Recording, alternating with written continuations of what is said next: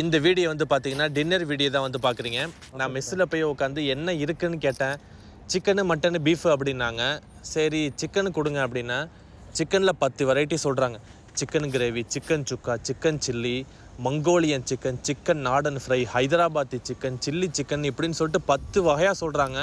நான் பழைய மெஸ்ஸில் இருக்கும் போது சிக்கன் சுக்கா சாப்பிட்ருக்கேன், அதுதான் எனக்கு தெரியும் அப்படிங்கிறதுனால நான் சிக்கன் சுக்கா வந்து சொல்லியிருந்தேன். உண்மையிலே சொல்லவே தேவையில்ல.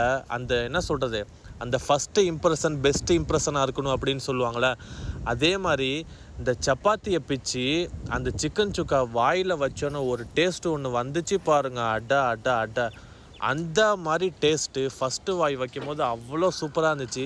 சப்பாத்தி வந்து பார்த்திங்கன்னா சூடாக போட்டு 4 சப்பாத்தி வந்து கொடுத்தாங்க. அப்புறம் வந்து கிரேவி கொடுத்துருந்தாங்க. அந்த கிரேவியுமே அவ்வளோ டேஸ்ட்டாக இருந்துச்சு. இதுதான் வந்து பார்த்திங்கன்னா என்னோடய டின்னரு. வீடியோ பிடிச்சி தான் மறக்காமல் லைக் பண்ணுங்கள். அடுத்த வீடியோவில் சந்திக்கலாம்.